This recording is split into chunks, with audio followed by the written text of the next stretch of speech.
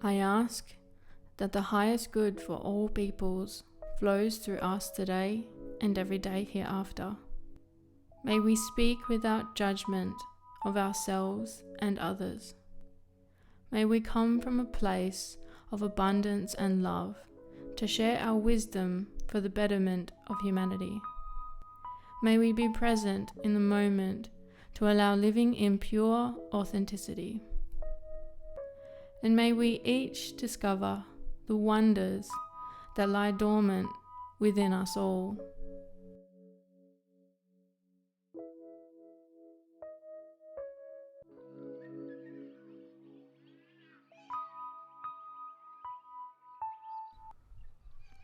Hello everyone, I hope that this finds you well, and if you are not currently well, I'm sure you're going to be feeling much better after listening to this.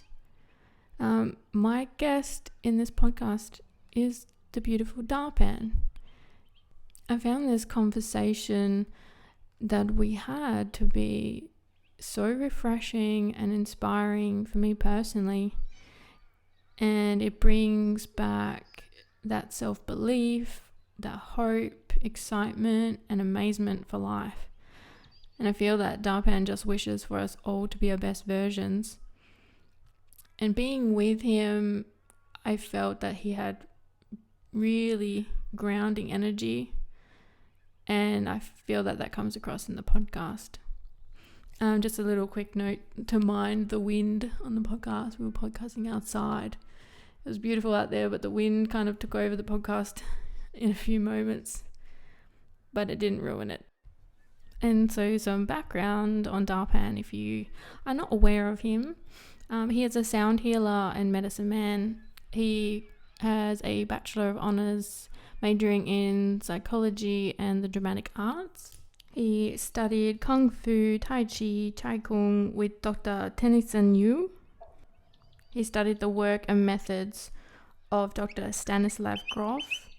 He lived in Pune, India with Osho. He has lived and studied with a number of shamans and teachers in Brazil, Peru, and Ecuador. He's been a successful actor and musician for 20 years.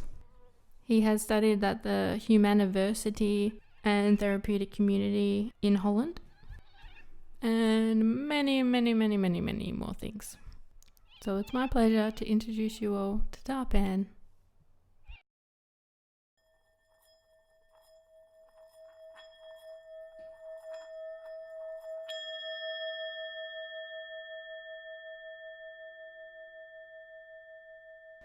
Hello beautiful people, welcome to the BC podcast.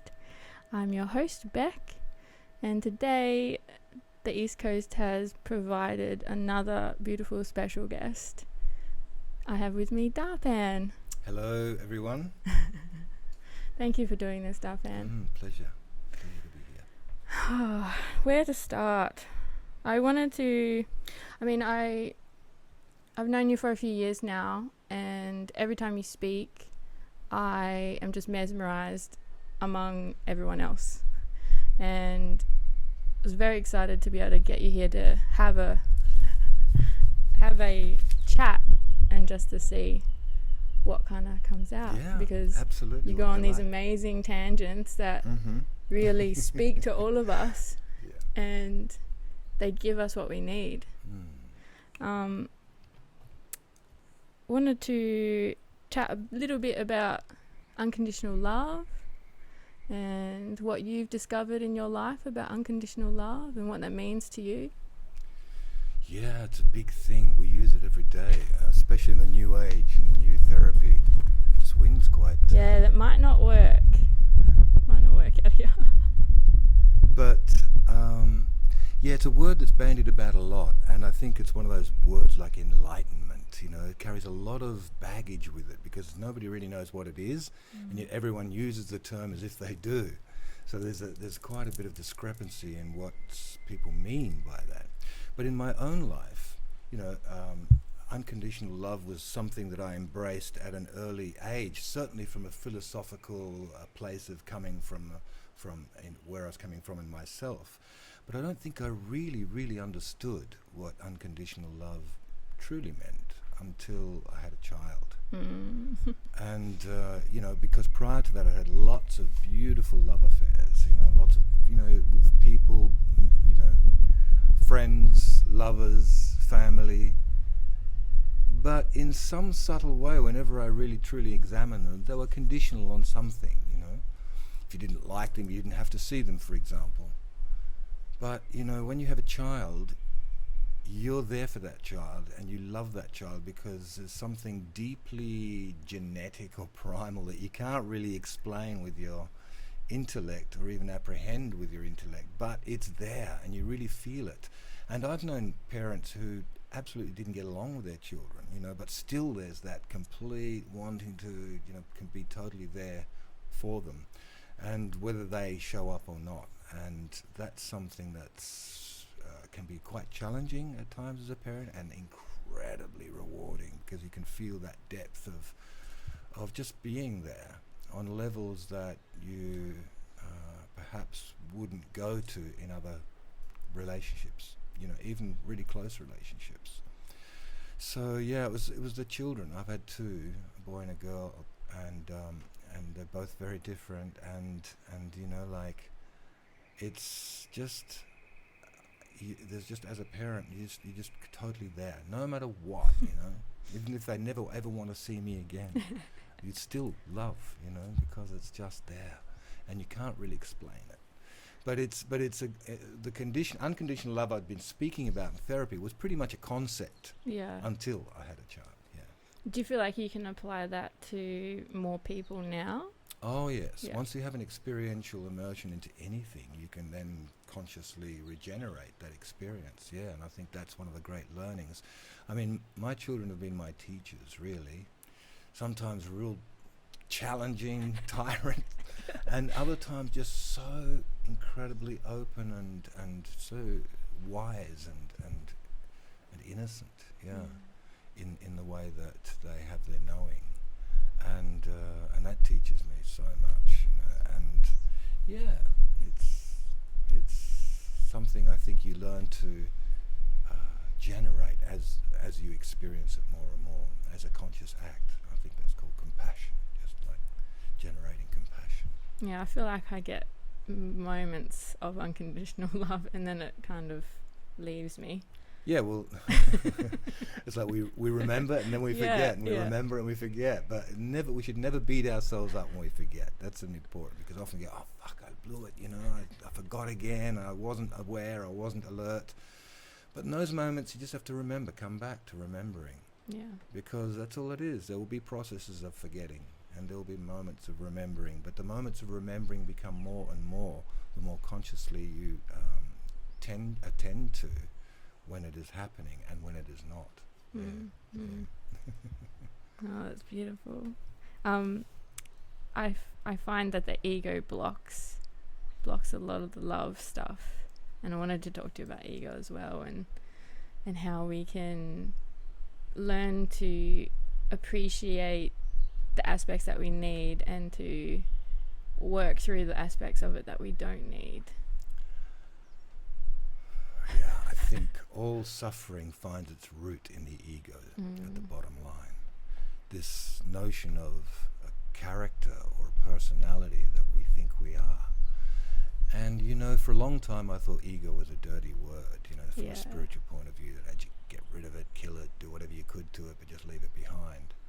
But I feel that was a rather naive view of it now, in retrospect. And what I've discovered now is it's simply a vehicle. That's what it is. And it's nothing wrong with having a vehicle. We take a vehicle in lots of different vehicles to get to places, to do things, to express yourself. But, it's the identification with that vehicle as to if you think you are that. That's where it gets really tricky. And I was a professional actor for, 25 years before I started working, in more therapeutic areas. And so I had a lot of opportunity to rub up against that and to use it within the business that I was in. And you could see extreme examples of what ego is, where people take their own hype. A lot of actors who would believe their own hype become such imprisoned individuals. And you get the complete absurd extrapolation of that when Johnny Weissmuller, who was this, he was Tarzan back in the 50s and 60s. He was in so many Tarzan movies. In the end, he got admitted to a psych ward because he started to think he actually was Tarzan. Oh, wow. And the funny thing was that actually in that psych ward, I heard this, I don't know if it's true, was that the other inmates got together a petition and said, can you please move him to another ward? Because he was so busy going, oh! Oh, wow. But that's an extreme example of someone who starts to believe their own hype. And really, our ego is just our own hype. It's just a collection of beliefs, ideas, opinions, concepts about who we think we are. We're not born with one. We make one. Mm. It's the personality, and the Greek word derivation of personality is persona, which is literally mask. So we just have to realize it's a mask. It's a vehicle with which we interact and move through 3D space-time. And as such, it's necessary. Otherwise, you'd just be an amorphous blob. Someone would say, would you like this or would you like that? I don't know. What about this? Don't know. It'd be pretty boring. And anyway, you wouldn't learn anything. Yeah. So we're in a dualistic, karmic school. And so we rub up against this and that, up and down, in and out, right and wrong, all of that. And so we need to have a vehicle to rub up and move through those domains. And that's called the ego. So I see the ego as a friend now, because I don't let the ego run the show anymore. It's not who I am. It's just something that I'm putting out there to be able to connect with you right now, to be able to connect with other people, to have a set of ideas and visions of what I'd like to create and participate with on this plane. But I know it's not me. Mm. It's just a vehicle. And you can just change that at any moment. That's the other beautiful thing. You can shapeshift into anything you want to be by just adopting a new set of beliefs, a new persona, and this sounds like radical, but that's not who you truly are. But then who truly are we? It's a good question to ask. That's a big It's question. certainly not those masks. Yeah. So you can be free to change masks if you wish, in a particular lifetime, whenever. And it keeps it really interesting. The guy who really introduced that into popular collective awareness was David Bowie. In the 80s, when Ziggy Stardust, then he was, all the different characters that he played, he would consciously projected them through the media, and people went, hey, geez, it's okay to take on and be this and be that, and be more creative, a bit more playful about how we express ourselves in the world. But always remember, it's just an expression. It's just a shadow. It's just an echo. It's just something you create. It's not who you are. And so if you can remember that, ego's great. Ego's very good. It's a good vehicle, because when ego becomes the servant of spirit, it becomes a great ally, because it loves projects, it can get things done, it can connect, it can have a lot of fun interacting with the world, phenomena, people, thoughts, ideas, philosophies, and creating beauty. So it's fun and it's good when it's in its rightful place, which is a humble servant of spirit. But when it's in control and you think you are it's just a petty tyrant. And if you want to know what that looks like, just turn on the news any time and you'll see what an insane mind running amok looks like. So when people talk about ego death, do you think that's when your ego is taking control, but like a higher power is stepping in to force you to look at the control it's got over you? I don't think there's any forcing in the matter. I just feel that ego death is a necessary prelude to illumination. The word death is a very mysterious and, again, misunderstood term. That's true.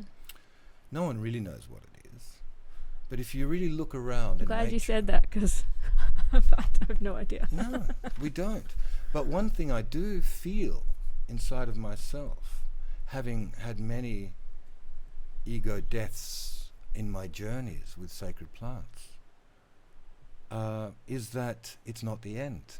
In fact, it's the beginning of something so magnificent that it's hard to translate or step down into this reality, because we are in a conditional dimension here.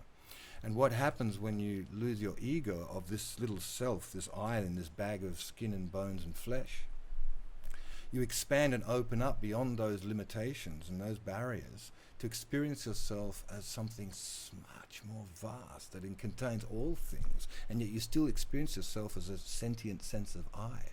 There is still that, but there is no form, and and your sense of I amness it extends to include all things. This is unity consciousness. This is a sense of oneness that many masters and mystics talk about. And to me, this ego death is an absolute necessity to experience those exalted dimensions and domains. So ego death is nothing to be feared, because it isn't actual death in the sense that we think of it, which is a cessation of all experience. In fact, it's the entry or the doorway into something so magnificent, far beyond the description or the sentience of these five senses. They're just not able to hold that kind of current. So ego death is actually a natural state, because the ego itself is an unnatural, or it's not a real, it's a creation. Yeah. It's a vehicle. It's something we create. But what is real, what you can trust, is that sense of I am. When you do shed the confines of the ego, this is self-evident. You don't need to believe that.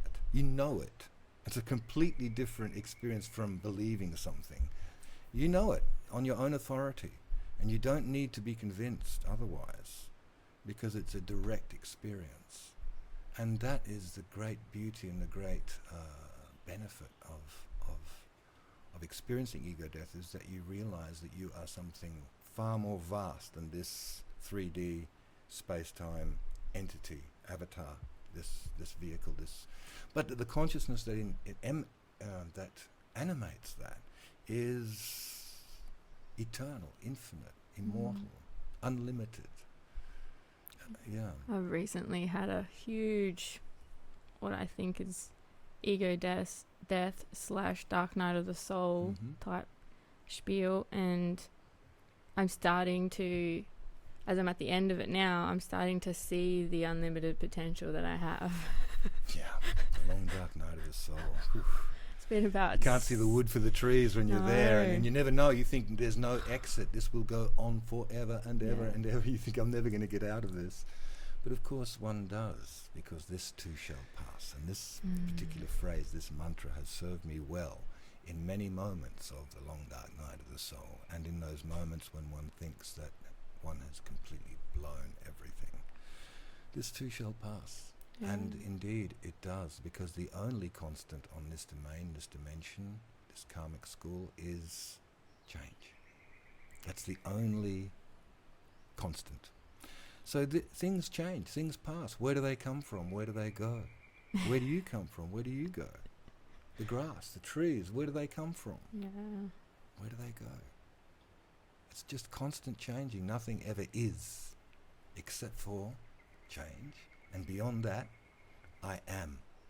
I amness. We have to get used to change and letting go of control. There is no...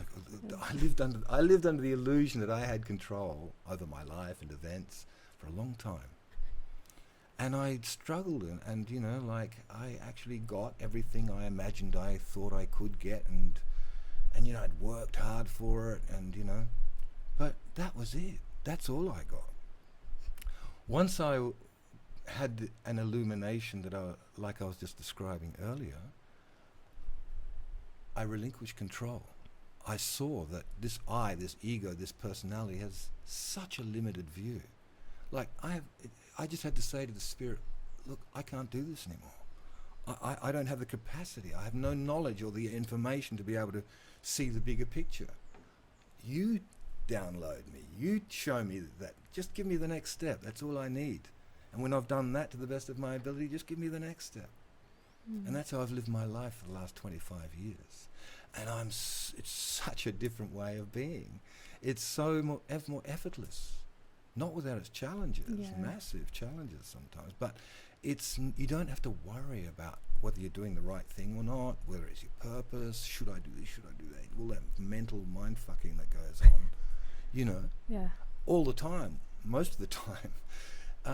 tends to cease a lot, because you have this cosmic coordinator that is absolutely giving you the next step for you to do, because you're trusting spirit. You're no longer depending upon your own belief system or others' belief system or your fear to determine your choice of action. You follow spirit without hesitation.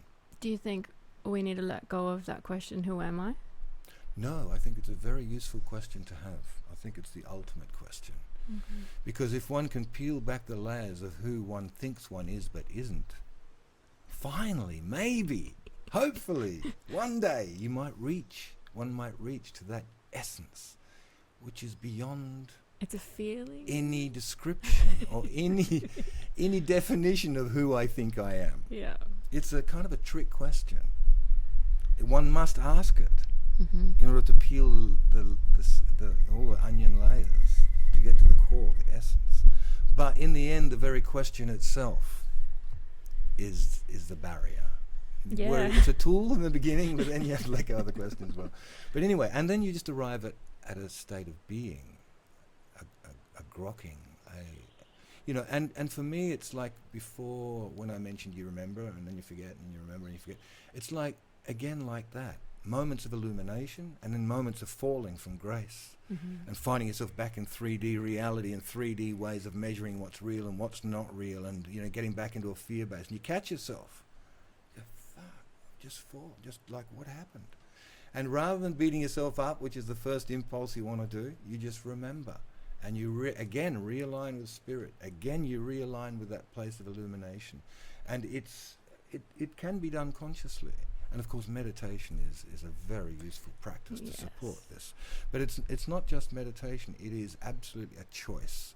Because at this time of our evolutionary push, at this time and this age that we live in, there seems to be a major purification happening on the planet, like a really big purge, to release all of those things that are no longer, as past the use-by date, no longer useful, no longer viable, old paradigm. And so this purge needs to happen. And in the process of that, each individual on this planet will face a choice. And that choice will be a simple binary choice. It'll be, do I choose love or do I choose fear? In this moment, am I choosing love or am I choosing fear? And it's whether you can't avoid it. By avoiding the question, you'll be choosing something, fear, because it's an unconscious thing. But by choosing love, you'll be up for a lot of challenges, because lots got to be shed in order to hold that frequency of pure love, which is, I'm not talking about infatuation here. No. Yeah, that sense of love, of being in holy communion with all things. And I think that you can't avoid it. Every person's going to have to face it, because I feel that we are at a point coming to the end of a processional cycle of 26,000 years, which Plato called the Great Year, which is a karmic cycle. And at this time, we are being asked to be sorted by frequency. I mentioned this was a karmic education school. We're coming to graduation day. We're being sorted by frequency. Those who are ready to let go of all the burdens and the 3D way of measuring their own reality and defining who they are, and opening up to fourth and fifth dimensional realms of understanding and consciousness, or not. And there's no blame either way. If you choose to go back into another 3D space-time karmic school for another 26,000 years, fine. No blame. Time doesn't exist anyway. If you want to play in that playground for a while longer, go for it. But those who are ready, who have played and gone around it, say, no, I've done with that. And actually, it's just going to be a repeat of things I've already had. New lessons need to be learned. Those people who are ready to make that leap into a new state of consciousness, which means primarily letting go of the old state of consciousness and opening yourself up to that which is being ingressed into this planet at this time, then their way will be to, well, I'd hate to use that term, but ascend, if you like, into those levels. Because this term ascension is another one of those words like enlightenment that's been bandied about and misunderstood. But I prefer to see it as an ingression.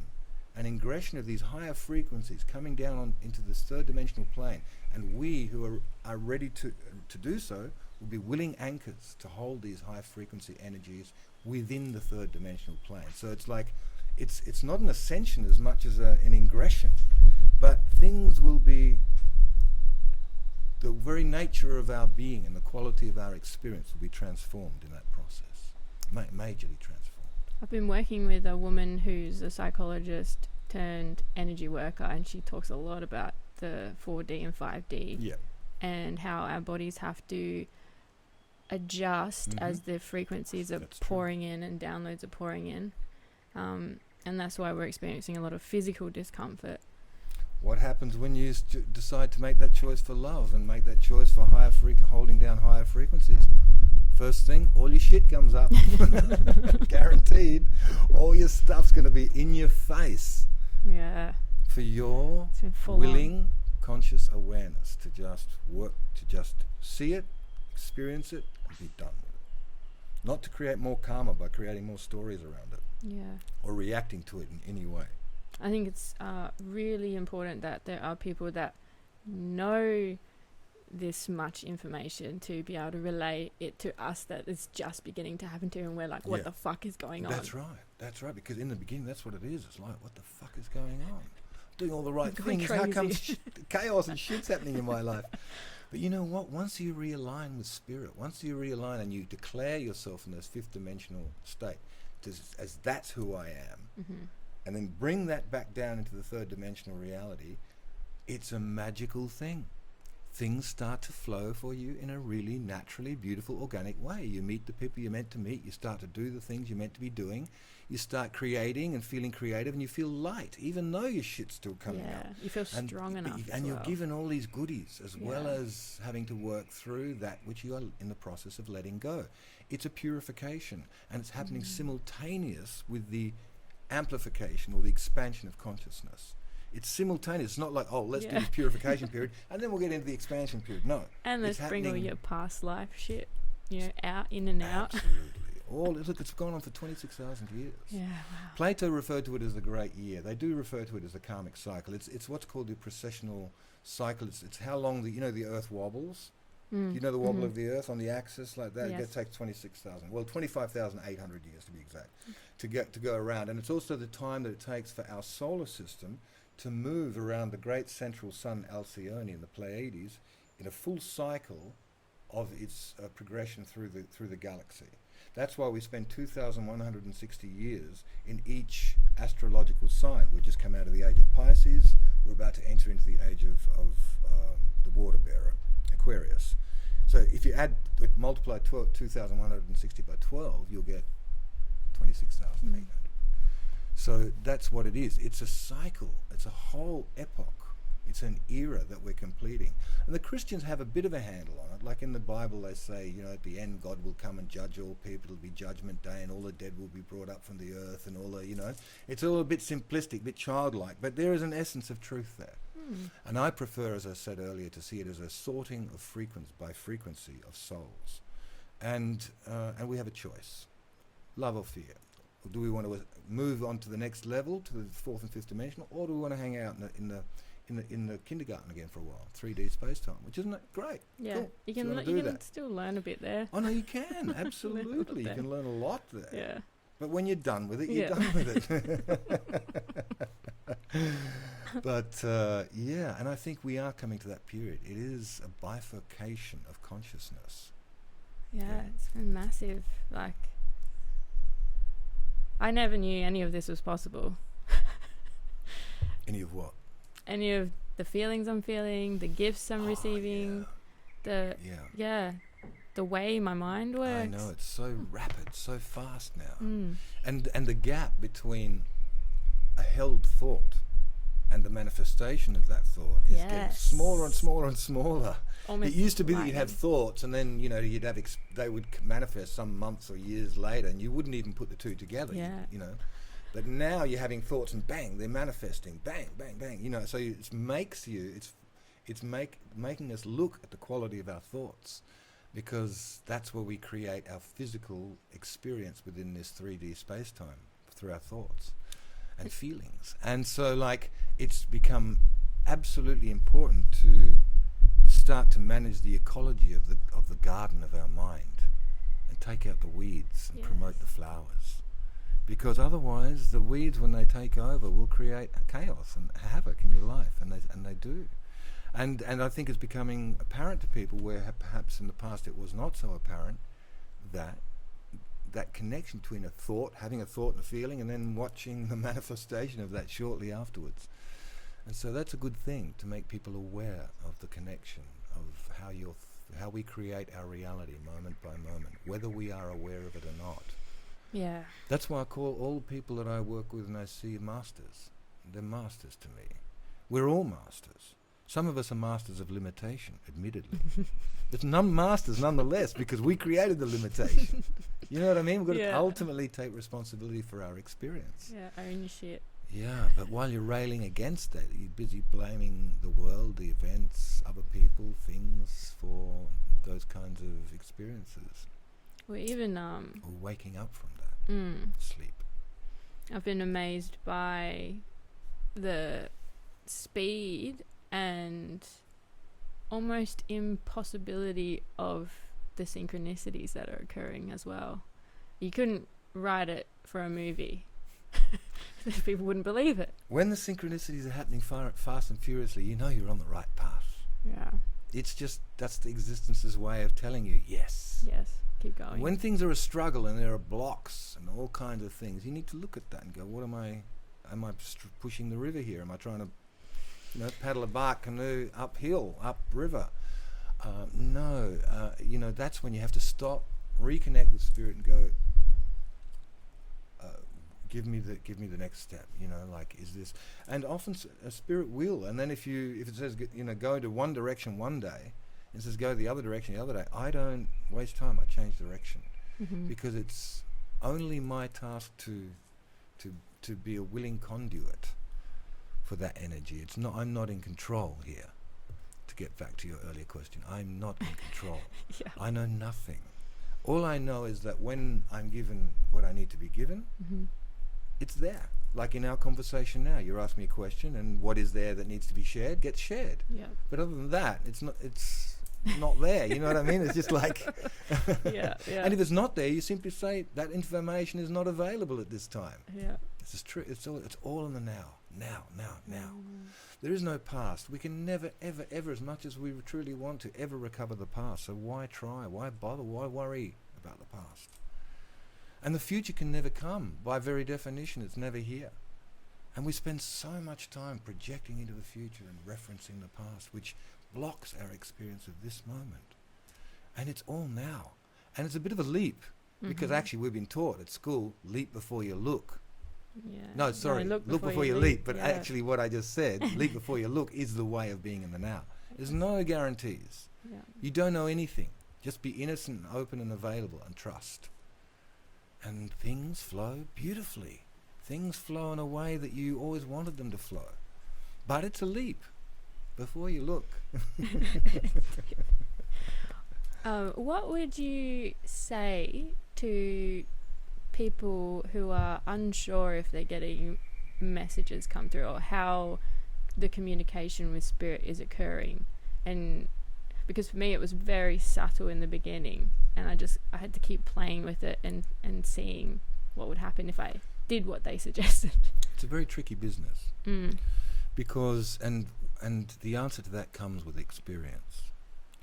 Because when one gets guidance or is in touch with, let's say in inverted commas, one's guides, which could be seen in the shamanic definition as being the spirits, or in the Jungian definition, subpersonalities or archetypes. However you choose to describe them, and it's the same phenomenon. And what happens in those realms of receiving messages from the unconscious mind is that it often comes in symbols and images rather than in words. It can come in words, of course. And often when I have people come to me and they say, oh, I've got this message, or I've got this information, I always say, just sit with it. Don't believe or disbelieve anything. That's my motto about everything, because Too many people in the New Age are so, when they get a message from who knows what, Yep. somewhere, someplace in the astral plane, they go, oh, it must be true. Mm. You know, because they immediately assume that those beings that inhabit that the astral realm are more intelligent than you are, which is not the case. Never, ever give over your own authority. This is what Osho taught me. He said, look, don't believe in what anybody says, including what I say to you, unless it resonates with your own truth. One should be the master of one's own destiny. One should be one's own ultimate authority, because we have everything we require inside of us. But our conditioning has been such that we've been seduced into giving away our power to other authorities and to other banks of knowledge that don't necessarily resonate with our own inner truth. And hence the problems that people experience, the psychological problems, the dilemmas that they find themselves in, being caught between this and that. You know, the dilemmas between the flesh and the spirit. It's so classic in the Catholic or in tradition of, you know, like, I've got to be celibate for a priest, and yet I've got this raging sexual appetite. How do I, you know, it's just not resonating with their truth. So that's a really blatantly obvious example, but it gets way more subtle than that, as you say. And in those moments when you get the message, I'm just open to it. I sit with it, and often if it's something that's really meant for my attention, another message will come, like another synchronicity, something someone will say, or a book that I pick up, or something I hear that will just go, and it'll remind, and then I go, okay. But I don't just believe willy-nilly whatever some spirit tells me. In fact, I question them very directly. And where are you coming from, and who are you? It's just like meeting a person in the street. If they were to suddenly come up and give you an information or an insight into your life or some special information, you'd go, hey, hang on, who are you? Where are you coming? You wouldn't just necessarily, unless you're a bit of an idiot, just take it on as truth. Yeah. Well, why should it be any different in the astral plane? It's still a dualistic dimension. All the lords of light and all the lords of darkness and everything in between, and all kinds of shady shapeshifters exist in that domain. So one should be aware, and one should be discerning. And then one learns how to navigate. And then one learns through one's own experience, by checking it against one's own truth, whether or not to take something on board. Because there are so many devious con artists in the astral world, just as there are in the physical world, that just will vie for your attention by telling you all kinds of bullshit. And usually it's to fluff up your ego. Oh, you're a great this, and you can do this, and you know, or give you messages that are somehow ego fulfilling. This is my first warning sign, like, oh, you know, someone's telling me something like that. But if you're not that aware, you might think, oh, I'm being given something by some higher authority, you know. Yeah. So it's always good to check with oneself, and it's also always good to have a good, healthy dose of skepticism in this domain. You know, I've had people say to me, oh, I've just seen a vision that, you know, my father's died. I've got to get on the phone right now. I've got to call him. And I'd say, listen, just relax. If your father has died, then there's nothing you can do right now. But it may not be true that your father has, you know. Just be, because often it can be a symbol of an aspect of his own being that is perhaps dying. And in fact, in this particular case that I'm referring to, the father had not died by the following morning, but the person was convinced because some spirit had told him or had been shown. So I don't believe anything without checking it out, basically. Just like I would in the 3D plane, I do that in the 4D plane as well. I check where people or where spirits are coming from, what they're made of, what they feel like, and I make my choices and actions according to that. Yeah, that's really helpful. I think a lot of people need to hear that. Thank you. No worries.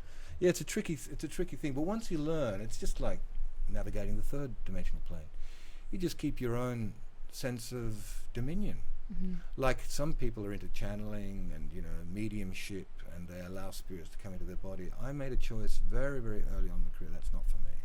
I don't want any other being inhabiting my temple. That's my domain.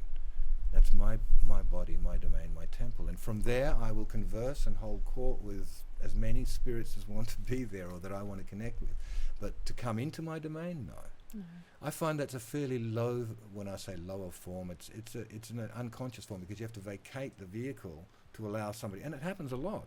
Like in, you know, South America, in Peru and Brazil, I've been present at many of these sessions, Umbanda sessions, and, you know, say in the Unidad Vegetal, where they actually train what they call aparelhos, like apparatuses, to become like professional mediums. Wow.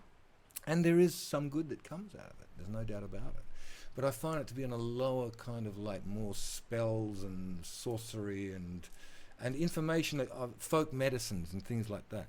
But on the higher dimensions of the celestial and those realms, it's not appropriate, not necessary, because you are one anyway. That's, you realize that when you, because this is all still dealing with egos and bodies and vehicles on that level. It's still quite close to the third dimensional plane. But on the levels that I find really exalting, that is completely out of the equation. You don't. Yes, you could say that you become possessed by the divine, but you possess the divine. It possesses you. It's not a mediumship of some energy coming into you. It's the totality of unity consciousness, and that's a different thing. Yeah. But however, one could say it is a kind of a possession. Yeah, that's exaltation or an experience of source.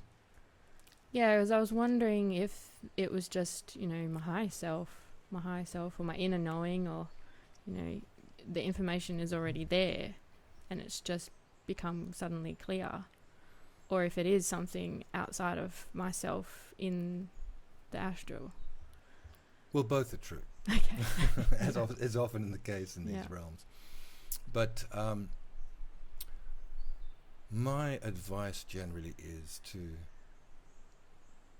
be a witness to whatever is occurring. You don't necessarily have to participate. True. You participate if you feel to participate. If you feel a connection or an energy that goes, I want to participate. But otherwise, I simply witness. There is no compulsion to have to connect with anybody in this plane or in the next. But if there is a reason or a meaning or a delight or a lesson or learning, whatever, then of course these interactions happen. But in other words, I don't make any deals in the astral. I never do deals about, I'll give you this, none of it. I just witness and realize that it is all an extrapolation of my own consciousness. Because I use the Bardo Thadol, the Tibetan Book of the Dead, as my Bible for these, especially for working with plant medicines. Because they describe very clearly and succinctly the states of consciousness one enters into after leaving the physical vehicle. The Egyptians and the Tibetans were the masters of the post-death states, or the Bardo states, as they're called. And with ayahuasca, for example, it is as far into the Bardo state as you can go and still come back into the body afterwards. So I always call working with the ayahuasca, it's a rehearsal for death. It's a rehearsal for that moment when we truly will, that moment when we leave the physical vehicle. And if you can become familiar with holding multidimensional awareness and becoming aware in the non-physical realms as much as you are in the physical realms, this is a good thing to do. Unfortunately, in our society, death is a taboo. Yeah, I believe we definitely need to talk We more need to talk about it. We need to discover it, because it's not, as I said before, death is not the cessation of everything. In my experience, I've understood it. So much happens after that of leaving the physical body. So much can happen. And one needs to be schooled in that. One needs to, just as one needs to learn how to live, one needs to learn how to die. And I would go so far as to say one cannot truly live until one can really be comfortable with the act of dying. Yeah, I mean, in my plant medicine journeys with ayahuasca, it has definitely broadened my understanding of what's possible for after this. Yeah. Because, all kinds of imagery comes of past, of people gone, of it's unlimited. Yeah, that's why they use these sacraments across the board in most of the really great mystery schools that we know of. The Egyptian mystery schools used a form of ayahuasca but using different plants. The Mithraic mystery schools in Persia, the Sufi cults, the Zoroastrian traditions, the Soma cults of ancient Vedic India. These all used sacraments. The Kaikion from the Grecian traditions at Eleusis, they all used plant sacraments, because I think that those mystery schools were primarily concerned with giving or simulating an experience of death and rebirth, and giving a sense of, or a direct experience of what it feels to enter into those bardo states, to enter into those bodiless states, like without the physical body, and so much more as well. But that would be the heart of the whole mystery tradition, is that death rebirth experience, because all things die and all things are reborn. There is no cessation of anything, because consciousness can neither be created nor destroyed. It just changes from one form to all. It doesn't even change, it is changeless, but it can inhabit and incarnate into one form or another continuously. And I think that it's an interesting thing to ponder, what the purpose of all that is. But as far as I can see, it's just for the sheer delight of consciousness to come to know itself as itself. You know, pretending it's not one, splitting into a million different forms, checking it out through one eye or another, like saying hello, hello, hello. Yeah. Just to come to that immense orgasmic realization of it was me all the time. It was just all one. And, you know, because it's just, I can't see any rhyme or reason for it other than just a play of consciousness. Yeah. And that consciousness is unchangeable, immutable, you know, never born, never died. And yet the experience of us as entities always are born and always die. But we are not those entities. We are that which animates those entities. Yeah. How long have you been working with plant medicine for now? Well, you know, I started when I was 17, really. Oh, wow. Yeah, that was when I had my first LSD experience, and then I had my first mushroom experience, cactus, and it's never stopped since then, really. Yeah. It's been a regular, it's my pathway, it's my spiritual path. And there is a very good way of using these plants to progress one's own understanding. And it can show you all parts of your being, the very darkest parts and the very lightest parts. And it teaches you how to embrace all of it. All of it, you know, without judgment and without fear. And when one drops fear, one can truly live, because that's why I meant you need to be able to die completely in order to live, is that when you completely can die, all fear is gone. Because there are there's a list of major fears. I mean, you know, the real taproot of all fear is the fear of dying, the fear of death. Yeah, it's a big If you can cut that one, all the rest will pretty much wither away. But before that, say with taking ayahuasca or psychedelics in general, there are several fears one faces along the way. And one is the fear of going mad, losing it, going berserker, you know. That's one major fear. And the other fear is kind of a funny one, but it's the fear of orgasm. It's the fear of ultimate bliss. Yeah. Because that is also an ego shredding activity, and the ego will resist that experience to the max. It'll only accept bliss within the confines of its own existence. So that's a big fear too, of just letting go into absolute bliss. Yeah, I think also with, you know, people around you, you like hang on to trying to control yourself a lot in that setting. Yeah. Yeah, and that's the thing, that control thing again. That's where it all stems from. If you can just die every moment, let go of control, I'm sure it's an endless experience, even when you come to physical death. You know? And what were the other? Oh, well, you know, the big one was the fear of fear of dying, and the other one's fear of going mad, fear of bliss, of orgasm, cosmic orgasm. More ego kind of threatening things. But, you know, there's all kinds of branches on the tree of fear. It can be the fear of being with other people, fear of confined spaces, fear of anything. Puking non-stop. All comes down to that one root of the fear of death, of the fear of not being not. And that is all the fear of the ego. It's only the ego that fears that. What is this cosmic orgasm you speak of? Well, the cosmic orgasm is kind of what I was describing earlier in that exalted state of unity consciousness. Mm. Orgasm is a funny word to use because it immediately implies sex. Yeah. It's not. It is sexual because actually it's a misnomer to call sex energy, because it's just life energy. When it's coming through that gate, it's sex. When it's coming through this gate, it's power. When it's coming through this gate, it's compassion. Or this one, it's creativity. Or this one, it's enlightenment or insight. It all depends. It's the same energy. It's just being translated or expressed through different energy centers. So the association with orgasm with sex is just a conditioning.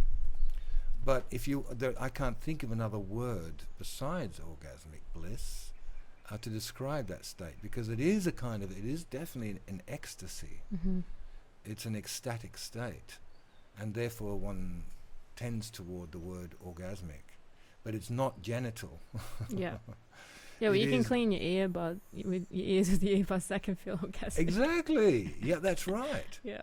I was once in a sensory deprivation tank on a very high dose of LSD when I'd lost all sense of boundaries of my body and being in any way. I was limitless. But there was just one bead of sweat on I guess it was my forehead, which was just incrementally, slowly working its way down my skin. And my whole consciousness, my whole awareness was that bead of sweat on my skin. And that was orgasmic. That was incredible. You know, it was such an incredible experience. Just that one little thing. That's all I could experience. Everything else was gone. So it's all relative, really, isn't it? But what it is, it's all a reflection of who we truly are at source. And who we truly are at source is that ecstatic sense of blissfulness. It doesn't mean that when you reach, I don't think there's ever any reaching. I think it's an ongoing process. But when you reach a certain state of consciousness where one thinks, oh, then you're ecstatic all the time, blissful. No, it's not that. Mm-hmm. The blissfulness is simply in knowing that you are it, that you are consciousness, and that whatever happens, good or bad, indifferent, you know, whatever happens is just right, just perfect. Because you're not any of it. You're just witnessing and experiencing. And how can you judge one experience to another? It's all has something to offer. Mm-hmm. So the blissfulness is that. It's a detachment from all sensate experience. And that's really what the whole message of the Buddha is just detachment and non-identification. Mm. And innate within that is a sense of blissfulness. That's different from it. So I wouldn't call it. It can be orgasmic, it can be ecstatic, but it's not necessarily. The blissfulness is in knowing one's own true state. And as I say, I speak from having experienced that, but I'm not in that state all the time. Yeah. I remember and I forget, and I remember and I forget. And one day I will remember every moment, because I know that I'm remembering more than I'm forgetting. And so it's beautiful to watch that understanding grow. And I don't even think it's a growth in time. It's a state of awareness. It's a state of being, which is actually essentially timeless. I feel like everything is just practice all the time. Yeah. Constant practice. Yeah. Practicing being present, being mindful, being here. Because it's so easy to trip off into the mind or thoughts or feelings. Or I should have said this in that situation, or oh fuck, I didn't do, whatever. Going through the shopping list, whatever. It's our worries and our petty hopes and fears occupy most of our consciousness bandwidth most of the time, unless we remember. And from what you were learning in the beginning, from the ages of 17 and up, to what you learn now, how has that changed from the plants? Well, yeah, when I started at 17, I did. And for years, LSD was my great teacher, because I was studying the works of Dr. Stanislav Grof. I've been terrified of LSD. Oh, have you? Yeah. You might a be lot able of to people convince are, me. yeah, because it is an ego shredder. Yeah. Oh, is it? Yeah, it is. Ah. That's the fear of it, is of losing it, And Yeah, I understand true. that. Yeah. I've been in those states. Yeah. I've had those fears very deeply. It's an understandable thing, but it's, again, not fear of the LSD. It's a fear of entering into a part of oneself. Okay. It's ultimately what it is. They're all reflections. things that we fear are actually reflected on the inside, and we project them outwards. But if you look inside, you'll find that place, and we actually have dominion over that place. We have very little dominion in changing a person or fixing someone else or attending to things on the outside or tinkering with the nuts and bolts of existence. It has very limited effect. But if you can go inside and find what is reflected on the outside, on the inside, then we have dominion. Then we have the possibility to create change, to shift, to let go, or to create. And I think in that sense, whatever we fear can be a useful thing to show us where to look inside to let go of that fear. Because I always look at fear as the acronym of what it is, FEAR, false evidence appearing real. And generally it is. There are certain things that are good to have fears of. Like you're about to step on a snake, it's good to recoil. That's a good fear. It's a physical fear to look after the physical body, but most of our fears are mentally generated and actually don't exist in reality. They are creations of the mind. So one needs to be alert to those, and once you start looking for them, you're just amazed how full of fear one is. So what did LSD teach you then? Oh, LSD taught me to die, to let go, to look into my fear. When I was in those states where I thought I'd lost it and completely afraid that of whatever it was that I was afraid of, I learned how to say yes to those experiences rather than go, I don't want to go there. And resist. Yeah. What you resist persists, and I saw this so often with psychedelics and with ayahuasca in particular, where when people are resisting an experience, it persists. And where your attention goes, energy flows. These are very useful sayings, because when you're focusing on your fear and how much you don't want to experience your fear, guess what? You're expanding your fear and you're creating more fear. It's stronger. Yeah. And so it's a training. Psychedelics teach you how to train yourself to say yes, even when you are in a no recoil. To breathe and let go of that no recoil and just go into yes, and be willing to experience whatever it is that is being presented to you, no matter how ugly or horrible you might think it is. Because the moment you say yes to it, it will shift and change again. It's all about saying yes. In other words, it's all about surrender. Yeah. It's all about letting go. I've had that true on some ayahuasca journeys. So, yeah, the fact it's been synthetic was my major resistance to it.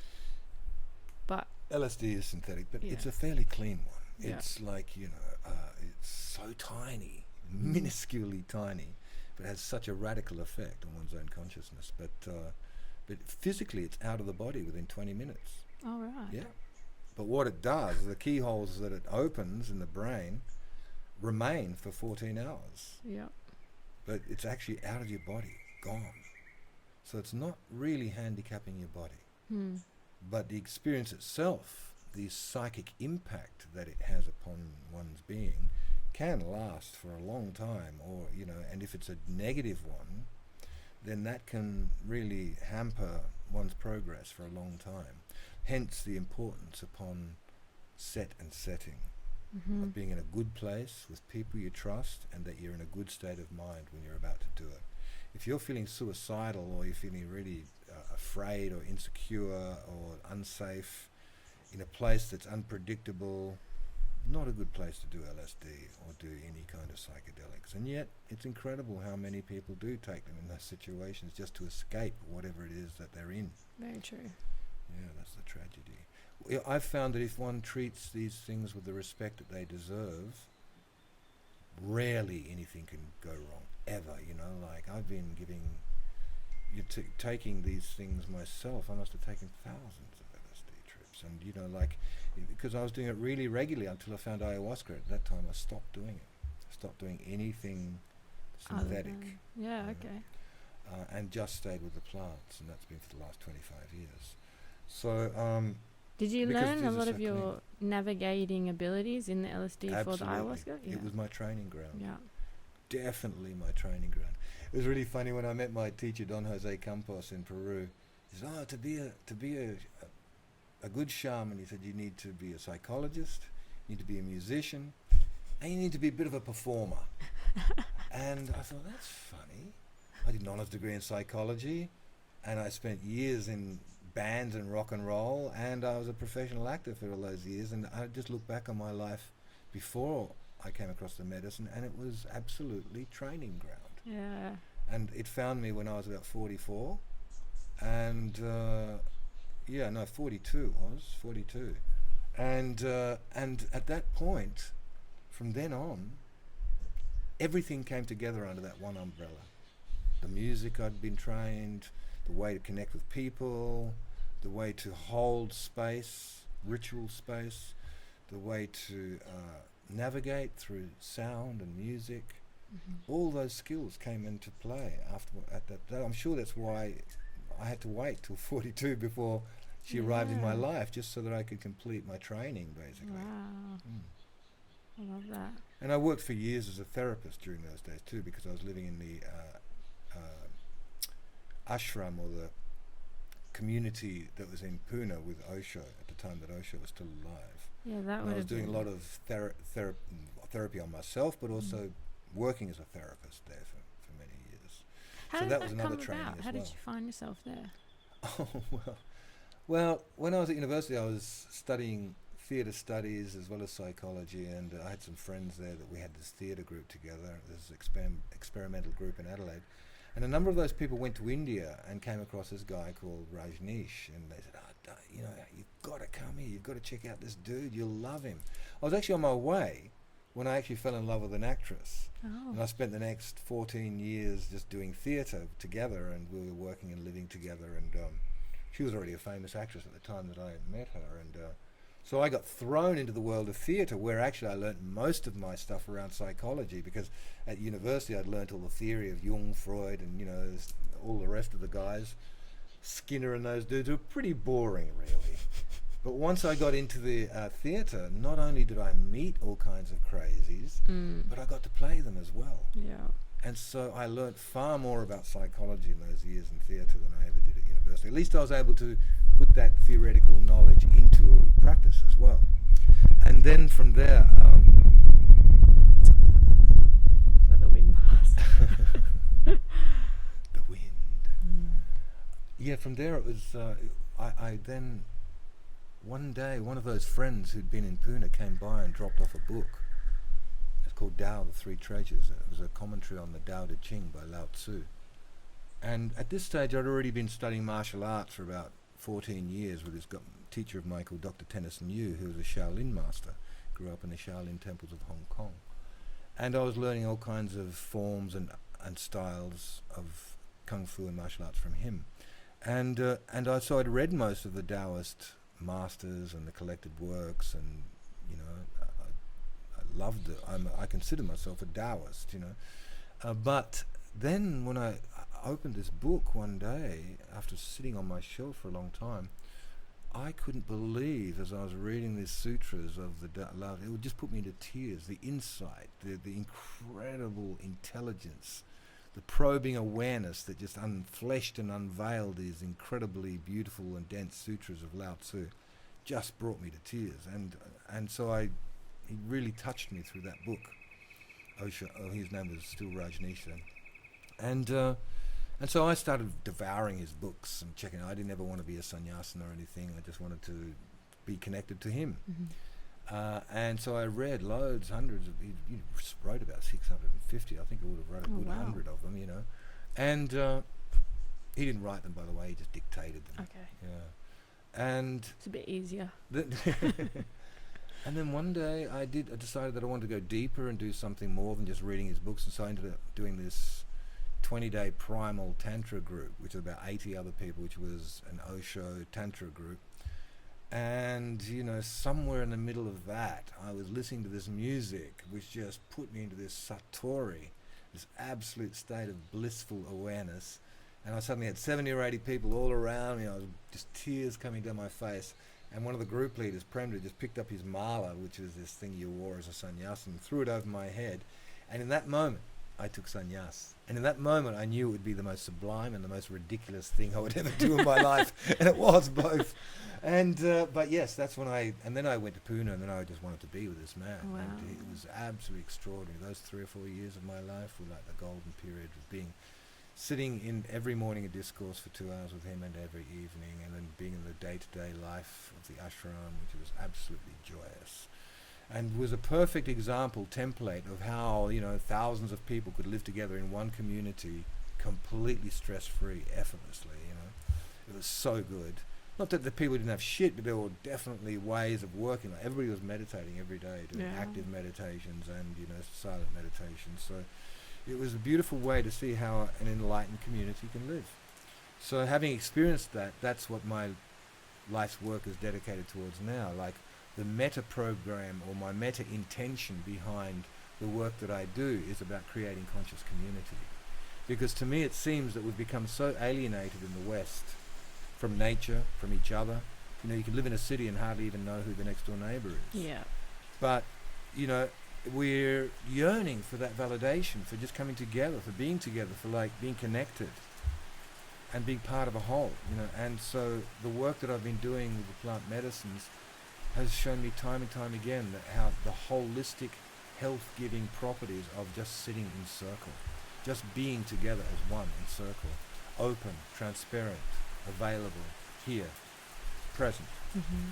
And that is the healing thing. It's not about reaching some, fictitious pie in the sky, or learning all the sutras of Patanjali off by heart, or learning the Quran or the Bible. It's not. Look, that's all old school. It's just out the window now. It's so simple. What these plant medicines are here to teach is so simple any child can understand it. And that is just a simple giving and sharing of love, of just being present, of being creative, of feeling each other, of being there for each other, and just being present and here. Yeah. With all whatever is there.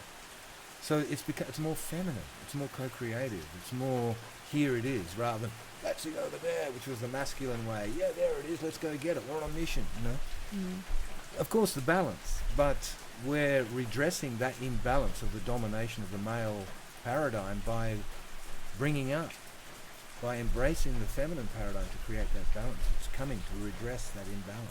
Yeah, that's been an interesting thing to observe that's occurring in society right now. And there's pockets of women I find that are taking things to the extreme. The extreme feminists and stuff like that. But then there's this definite leveling out, I feel, that's occurring. Even for myself now, I'm just beginning to see the beauty in the masculine, which I'd never seen before. And I'm 30. That's a beautiful thing, you see. That's where the balancing is happening. Yeah. Because let's face it, the male dominant paradigm has totally, it's been completely out of balance. And the whole feminine was dominated, chained, repressed, controlled for, as long as we can remember, really, it's in our historical process, because the Mayans have this notion that the nature of the paradigm that exists on the planet changes every 5,000 years, from in a binary way, once again, from feminine to masculine, masculine, feminine. And like when we look back in the last 5,000 years, it's all dominated by masculine. And if you look before that, in the times of the matriarchy, that's when the matriarchy existed, now 5,000 years prior to that. Until the matriarchy got out of balance, just as the masculine is today, and the masculine had to come in to redress that imbalance. Now the masculine is out of balance, out of control, running amok, so the feminine has come, she's unleashed her chains, and it is the time, the zeitgeist is here to bring that up. And these plant medicines totally embody this divine feminine principle. And that's why I completely embrace and support the re-emergence of the divine feminine principle on the planet. What would you say to some men that are only just starting to notice their feminine within themselves, and how to learn to accept it and keep it in harmony within them? Lucky you, I would say. Finally. No, that's great. No, I'm being a bit facetious, but I think it's part of a happening thing on the planet today, that even the densest males, and when I say males, I mean the male archetype, are starting to wake up to that. You know, it's quite common now on television to see men hug each other in soccer games and kiss each other and, you know, like do things that would never be done even 50 years or 50 years ago, you know, let alone before that. The showing of affection between men was absolutely not a done thing. And that is a kind of a feminine quality, that because a man can be quite rigid in the way that they do that, at least in the traditional terms. But I think even the most butch and the male sort of, alpha male kind of archetype is starting to open up to tears, to feeling, to showing their vulnerable side. It's seeping down slowly. I mean, you can certainly see it in the kind of, you know, the forefront, the vanguard, the new age, and all of that, where men are already very openly, in fact, almost going too far the other way. You know, like I remember when I came across sannyasin women first time, I go, oh, thank God, a real man, because, you know, all the men have become so feminized and trying to be so feminine that they forgot their wild man. And a man is a masculine person. There's nothing wrong with a masculine. It's just that when it gets out of balance, like anything gets out of balance, it's unhealthy. So we are here now to redress that imbalance, of bring the divine feminine in, but to also hold the divine masculine in balance, not to make that wrong, which was the first thing. It was like when the women's liberation first happened. The way that Germaine Greer and all those things, by burning the brows, was to try and become men, you know, wearing dungarees. But women are not men. Women are women, and they should celebrate being women. You know, and they have their own incredible. And so, like, that was the first thing. But then it swung back the pendulum, and then women became much deeper in the carrying of their birthing power. And men correspondingly then kind of thought, oh yeah, being masculine is wrong, so I better be as feminine as possible to get into the good favor of the women, you know. And it's all that new. And then what happened is you had this strong archetype of masculine and feminine prior to that, but it was very rigid and ne'er the twain shall meet, and yet there was some polarity there. But then what happened in the new age was everybody became feminized, including all the men, and ended up, instead of making love and polarity, ended up processing all the time. What I really feel is this, and I really need from you is this and that. So communication increased, but polarity decreased. And I think now it's time the pendulum is swinging back again to hold your natural thing. And that might mean in some men holding the full feminine, and in some women holding the full masculine. There's no confining. It's just that for polarity to play its dance, one needs to have that. It's just a natural thing. You can see it everywhere in nature. And so I think that it's very healthy for a man to develop the feminine side, so that natural polarity within oneself can come into balance. And then when it's in balance, I believe you can call upon either aspect at will. And so some people you might be really feminine, with other people you might be really masculine, depending upon the flow of energy between you. I've met a lot of men who don't actually know how to be men. They're not embracing the feminine, but they just don't know how to be men either. Yeah, I think that stems from a basic dearth in society where we no longer have rites of passage. We no longer have initiations. We no longer have events that mark significant changes in one's life. These are psychologically very, very important. You know, because I didn't have that in my life, I found my own initiation ways, my own rites of passage, which in retrospect were dangerous and foolish. But I did them because I didn't have an existing structure within society that could deliver me through those. I'm talking about teenagers, and I'm talking about, you know, moments when, you know, like, you do dangerous and stupid things because actually what you're trying to do is initiate yourself by facing yourself and danger on a very deep level. And this should be done within a ritual way, so that the deep psychological and archetypal impact can be made within one's being, that you die, again, death and rebirth, die to one part of yourself, and again are reborn into being a man, and to taking your rightful place as a man, whatever that means within your society, to to in your society, you know, in your group, your commune, your tribe, and that's lacking in the West. So what we have is television. We have just information like that, just dulling people and giving people all kinds of wrong ideas of what it is to be a man or what it is to be a woman. All based upon fad, fashion, ideas, opinions, dollars, basically, what it's trying to sell. And so I welcome the fact that these rites of passage are reappearing in our society and our tribes, and we're doing it with our own sons. You know, like we've gone through rites of passage with Tashi here, and I know all my friends are mindful of those in marking certain times in your child's growth, and I think these make immense difference to the being. Can you suggest any for anyone listening? Like you mean any kinds of rites of passages? Well, the one of the ones I did with Tashi was with my friend Arna. He started up a thing called I think it's called Becoming Men, or I can't remember exactly the title. I could give it to you later. I'll try to find it.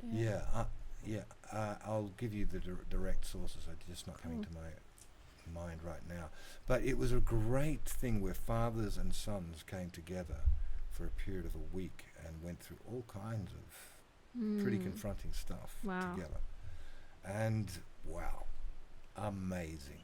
Just on a personal level with you, the father and the son, let alone on the community and the bonding of the group together and having men's business. You know? Yeah, men's business. It was just so deeply satisfying and so healing.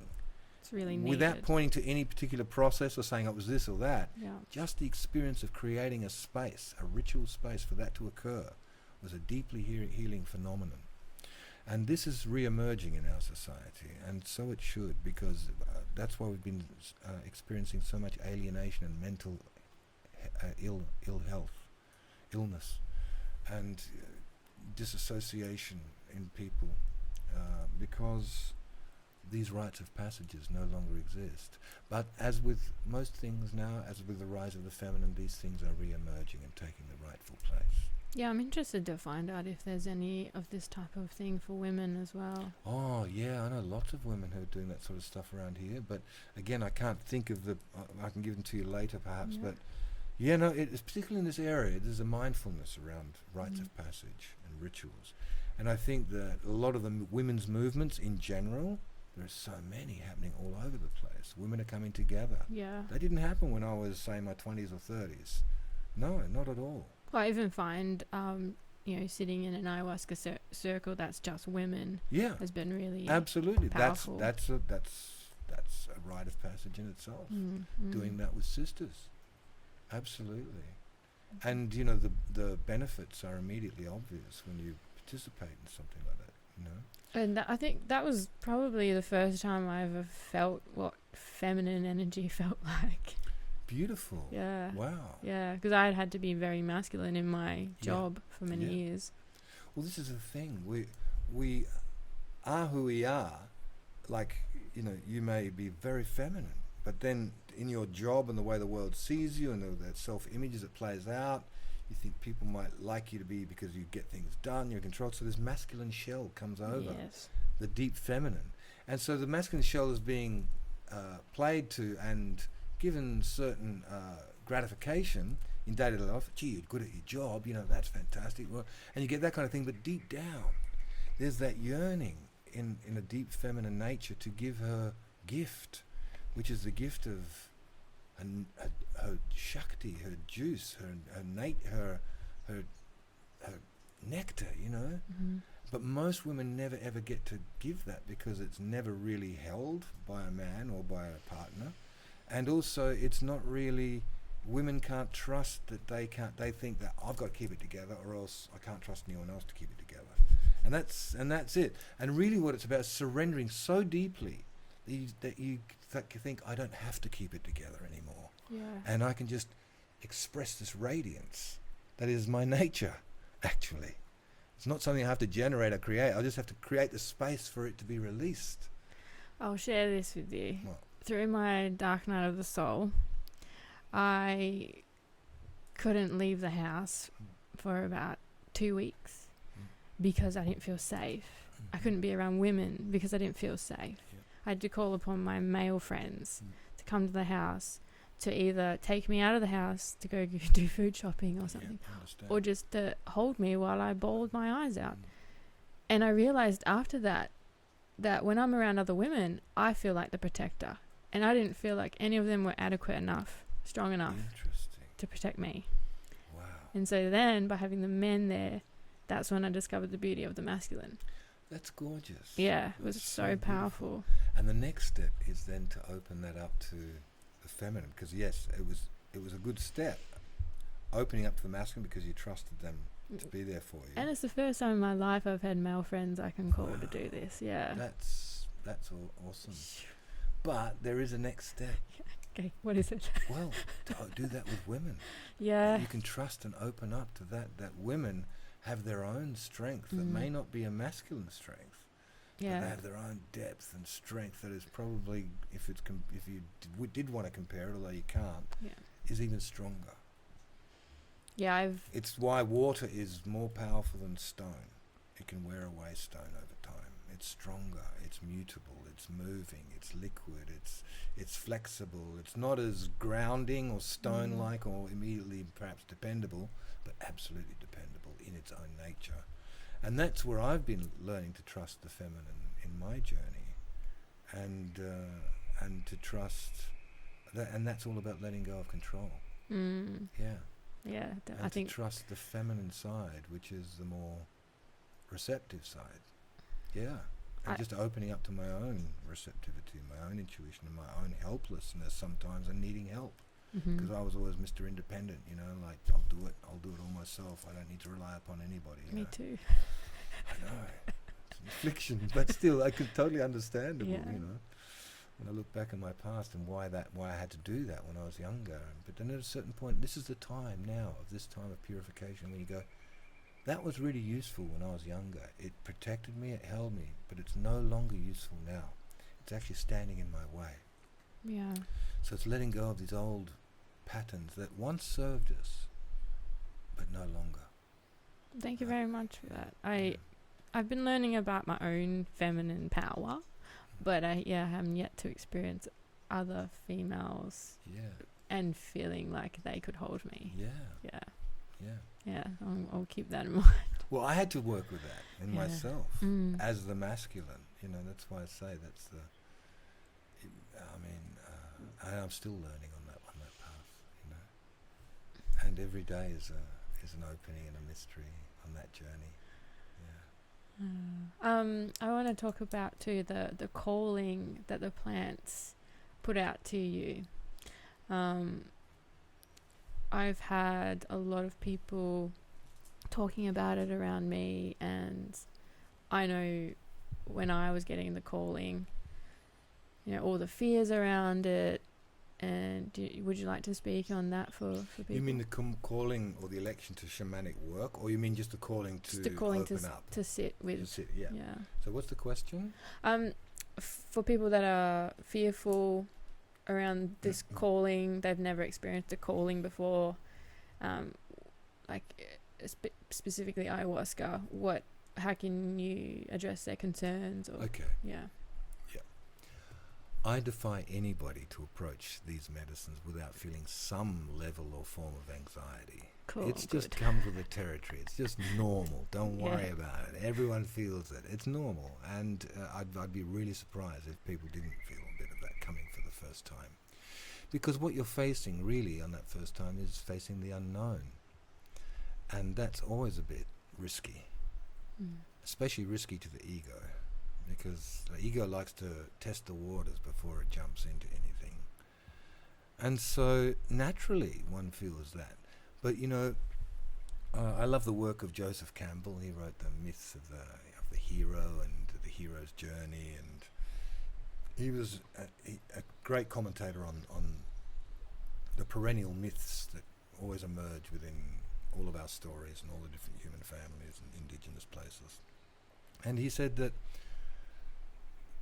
in the hero's journey, he has to face, or she has to face, many challenges. And, the only difference between the coward and the hero, without placing any value judgment on it, is that the hero does it and the coward doesn't. They both feel fear, but the hero goes, well, this is my intention and I'm going to do it anyway. I'm going to feel the fear and do it anyway. And the coward will go, no, too much, don't want to do that, don't want to go there, no, not going to do it. And that's fine, it's a choice. But that's the only difference. They both feel fear. I used to have to do that every night, walking on stage, like as an actor. Every night you expose yourself to an audience, and every night, will it really happen tonight? Maybe something will fuck up, I mean, that's always there with you. And that kind of energy of anxiety or fear, in a certain sense, you learn how to make it your ally. You feel the fear and do it anyway. And then what you discover is a neat little trick that all that fear becomes usable energy on the journey to whatever it is that you're intending to do. I was once working with John Mellion, one of the oldest Australian actors, and he was already in his 60s then. I said to him, John, do you still get nervous? Do you still get butterflies before you go on stage? And he looked at me and said, mate, he said, I wouldn't be able to go on unless I had that. He said, that's what gives you your sparkle. That's what gives you the presence, So it never goes away. But you just learn how to work with that. And I think most performers, most singers, most artists who are in the public eye learn how to navigate fear in a positive way. And in a sense, you can even become a bit of a junkie to it. A lot of actors are adrenaline junkies. And need that to sort of get that spark. And so, I mean, it's just learning to work with fear. And as I said, false evidence appearing real. You start to really feel into that, the reality of that. You realize that your mind's afraid, but actually you've done it before. You know it's going to be good. It's like jumping through a hoop of fire that tigers always have to do in circuses. I'm sure every time they don't want to do it, but they know that if they do it, it's all right. You go through the other side. And so every time you come through that hoop of fire, you walk through it. And you do it. Whereas you could say, oh, I'm not going there, I'm not doing it. So that's the only difference.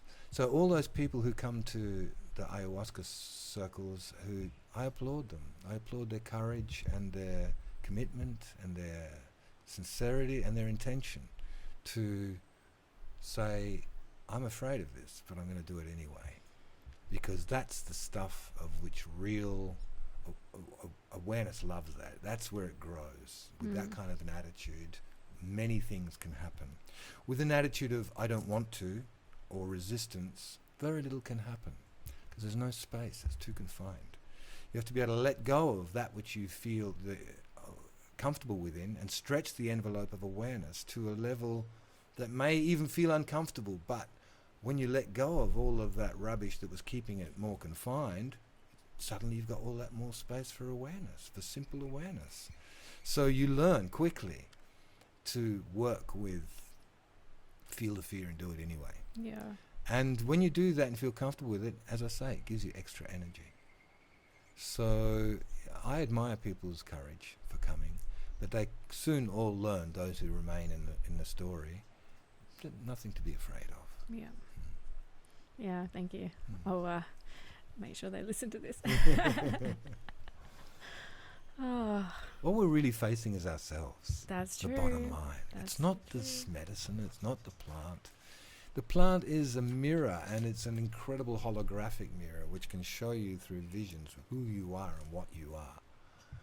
And so there's always remembering that mirror thing. It's very special to me, mirrors, because my name Dar Pan actually means mirror. So the mirror has always been a very useful symbol for me. And what I see outside is reflected inside. If I see beauty, it's my own beauty. If I see ugliness, it's my own ugliness, because these are just judgments that I make. And so it's showing me who I am in every moment, and particularly so with ayahuasca. Yeah, the thing that fascinates me about all of this is that it just comes from nature. It's just growing. Nature has provided us with these tools to learn so much. Nature has provided us with everything. Everything. All the food that we eat, what we drink, the water we drink, the materials we make houses out of, everything that comes from nature, including these wonderful master plants that are not physical food for our physical body, but they are food for our spiritual body. They are food for our awareness. They open the doors and they stretch the envelope. And this is a very good thing, and you know, we're very, very fortunate to be given these master plants on the planet, which have been demonized by that same masculine, you know, dominating consciousness, because these master plants are essentially feminine in nature, and all things feminine were dominated by the masculine at the period that it went out of balance. So it's no coincidence that these plants, which are feminine in nature, are coming to redress that imbalance. For example, you know, in the rainforest in the Amazon, we're hell-bent on destroying the lungs of the earth, belting down these vast expanses of rainforest to make cow paddocks and for resources. And isn't it strange, or isn't it absolutely apt, that from that very rainforest which we are hell-bent on destroying as a culture comes the antidote to heal a consciousness that could even think to do such a thing? Yeah. It's a wonderful, isn't it? I remember when I was a kid and there were stinging nettles around and you get stung, you had to look, and there was a kind of a milk thistle that if you put it on the stinging nettle, it would stop the stinging. Oh, wow. So nature always provides the antidote. And for this split in consciousness that could rape the earth in the way that the West has been doing up until now, is this antidote which connects and invites one back into the garden from which we theologically and mythically got booted out of a long time ago, and it was burdened with this thing called original sin. That's what I was taught when I was a kid. And so it's inviting us back into the garden. That's what these medicines are doing. Yeah. They're creating wholeness. They're creating understanding. Well, with simplicity. that imbalance and the masculinity, I really am wanting. I've got a lot more men coming on the podcast, and I wanted to pick their brains about, you know, what it is to be a man and masculinity, and I also want to do more work with San Pedro, for my own learning, because, you know, I've had it one time and it felt like very overwhelming for me, and I would like to learn to navigate through that Beautiful. a bit better. San Pedrito is one of my favorites. To me, ayahuasca is pure consciousness. Nothing is more pure to me than that. That's why there's no side effects, no hangover, no bad or deleterious effects whatsoever upon the physical body. But with the San Pedro, it's still got a veil there, but it's such a beautiful teacher. It's called the grandfather, and the reason it's called the grandfather, and why ayahuasca is called the mother, is because the mother's job to sort of like discipline the child, you know, to enjoy, give love, give cuddles, and, you know, work with a feather, but also can cuff you over the neck and go, wake up, you know, you're shitting in your own backyard or whatever, you know. It'll show you where you're pissing energy out and you shouldn't be, and all of that sort of thing. So it's there to discipline you as well. But the grandfather, that's not the grandfather's job. The grandfather is like, come here. Let me show you what the big picture is, you know. It's the nature of a grandfather is to love the grandchildren. It's not there to necessarily discipline them, although there can rise an occasion when that becomes necessary. But in general, the role of grandfather is to embrace, is to give, is to envelop with love and warmth and compassion and understanding its grandchildren. Whereas his mother's job is to, you know, also discipline, you know, like wake up, you know, do this, do that, you know, make your room, you know, clean your plates, eat your food, you know. That's what mama does. And so grandfather is like that. And, you know, it's not called San Pedro for nothing, because Saint Peter, if you remember, held the keys of the gates to heaven. That was who he was in the Bible. And so that's why he's very aptly named as San Pedro. He does hold the keys to the gates of heaven, in the sense of going beyond the small I and entering into a dimension that is beyond the third dimensional plane, into more fourth and fifth dimensional modalities that are self-evident in their healing and beneficent properties. You know, it's just you just know it. But, you know, with all these things, one needs respect. One needs to do it in the right place, like we just do it down in the field by the river here, you know, and just sit and just be quiet. The tendency is always to start talking and want to share and laugh and carry on, and that's okay the first couple of times if that's what you need to do. But one needs to just be present and let go and allow the energy that resides within that plant to infuse oneself so that you can just be let go into it and not resist in any way, and then a heavenly experience will be experienced, because it's an experience of, if you want to call it that, your higher self, or that sense of self that is not bound to the third dimensional plane. And this is a healing immersion in itself, just to have that experience again and again of that part of one's own being, to A, know that it exists, and B, to strengthen the establishment of your immersion within that state of consciousness again and again, so that it becomes more likely that you can generate it on your own again and again. Yeah, I might have been resisting that. Yeah, we all do with these plants. It's normal. As I say, don't beat yourself up for that. That's just normal. Everybody does that. I definitely got a lot out of it. Yeah, but if the more you do it, and you don't have to take such a big dose in the beginning either. Yeah. You step your doses up. So in the beginning, you just take a little, so that it really fully opens your heart, connects you to nature, and then gradually, by bits and pieces in successive immersions, go deeper and deeper. And as you go deeper with it, of course, new learnings and new teachings will emerge, and your threshold for resistance will be tested a little bit more. But once you get practice of saying yes and letting go, that tends to give you more ability to do so on higher and higher levels.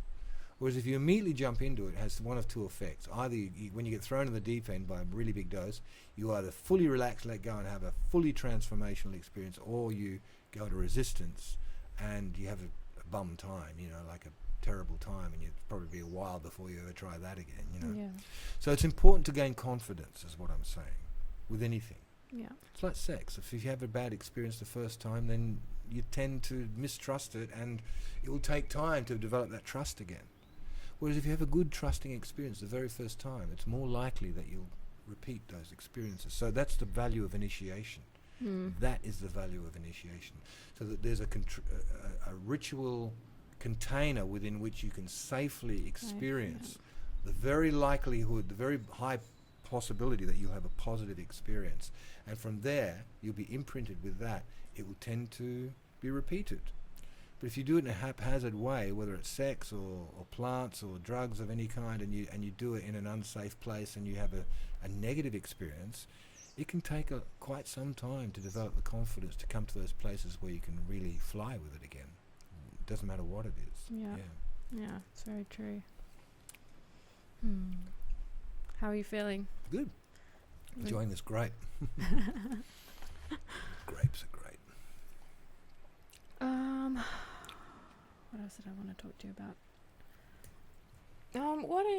What are your future kind of goals for yourself? I don't have goals anymore. You don't have goals anymore? No. I mean, I have intentions. Do you feel too old for goals? Old? Are you kidding? Good. No. I'm a person of the now. Now, it's always been now, actually. I've always felt myself in the now. Did you? Of course, I am 66 in terms of years, but that's not old. that has no bearing whatsoever on my experience of the now. Oh, good. Other than to give me a lot of experience that I can reference if I need to. But it's not clogging up my experience of the now. If I need to refer to my experience, I will. And the fact that I've had a lot of it can sometimes translate as wisdom. But I don't have goals in the sense that I used to have goals when I was younger. Okay. I had goals then, and I achieved those goals. I simply ask for the next step and wait for that to be given to me, and I do it to the best of my ability. That's all. That's the only goal I have. And if that means suddenly I have to get an air ticket or arrange, travel or this or that, and then I do that. I give that to my ego, my personality, and that takes care of that. Okay. But I just wait for the next step from spirit, because anything else is going to clog up the possibilities or narrow the realm of possibilities to what I think may or should happen. And by being open, I leave myself open to unlimited possibilities. And in fact, on this pathway of the last 25 years, on this shamanic path, as I look back, I would never have had the courage or the temerity or the imagination to invent such a path as I've been blessed to live. Mm. I didn't do it. It's not my choice. I mean, I didn't make it up. It happened because I wasn't the one in control. I asked Spirit to give me the next step. And I look back and I've lived the most magical pathway in my life. And I'm so grateful.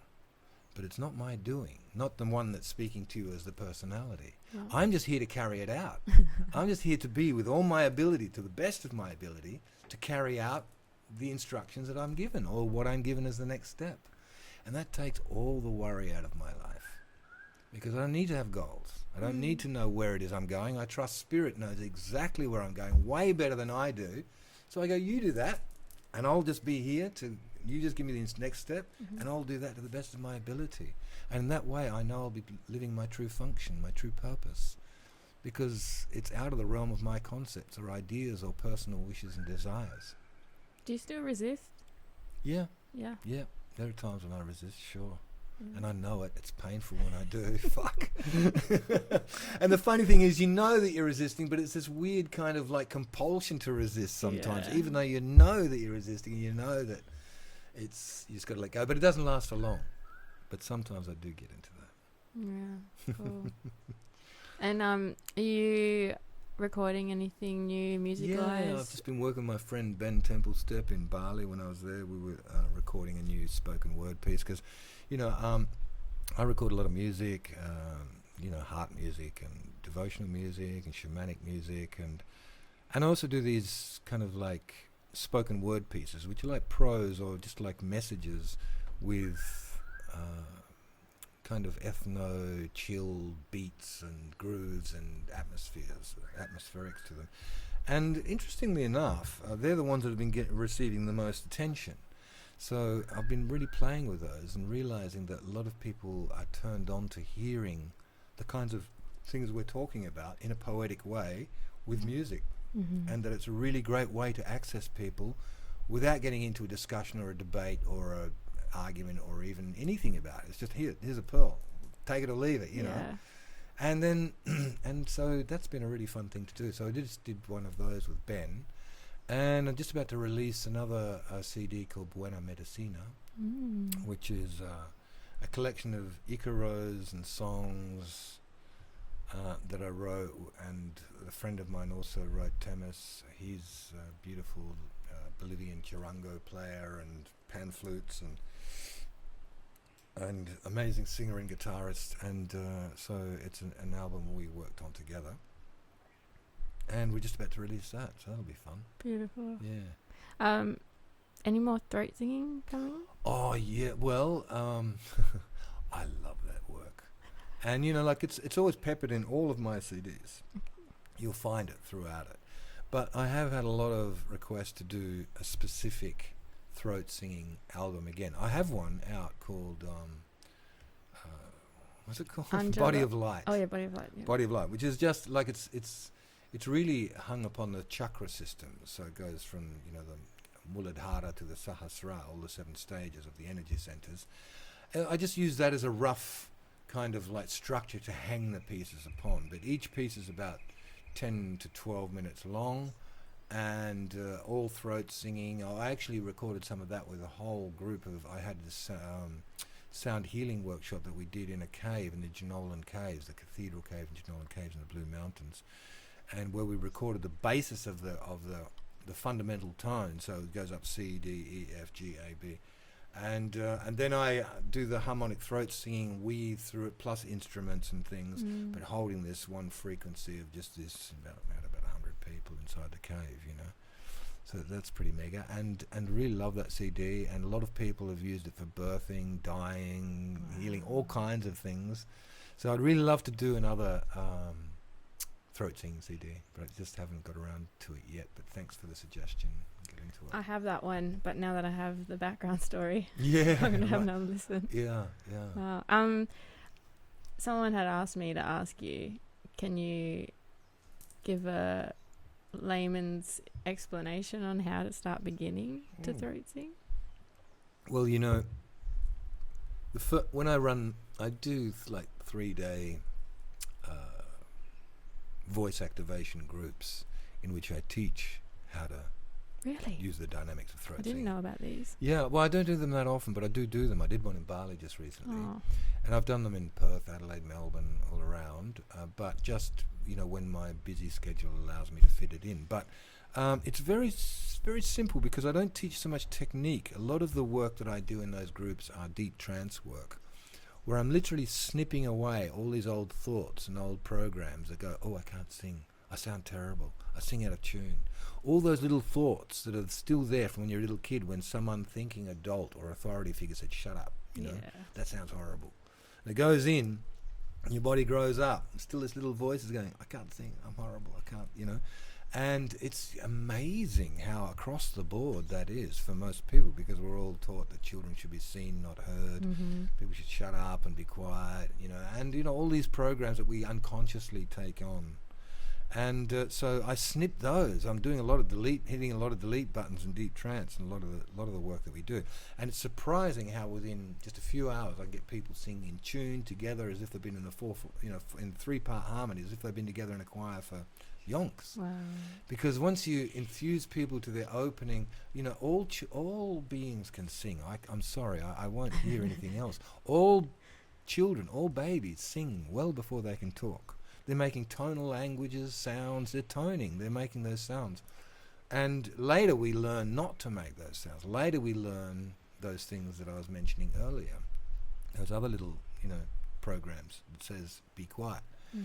But we can, everybody is born with a beautiful voice. As long as it's connected to their heart, it's going to be beautiful, no matter what sound comes out. So the way I introduce people to that is to connect them to their child, their inner child, and let them play, explore, have fun with the voice.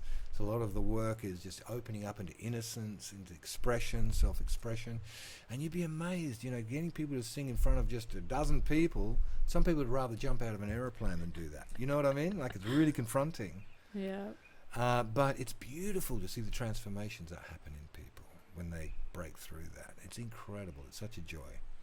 And so, slowly I teach people, after we've done a bit, hit the delete button a lot, I teach people some basic techniques on how to open their throat box and how to use their tongue and how to relax their throat and how to use their diaphragm to make these sounds.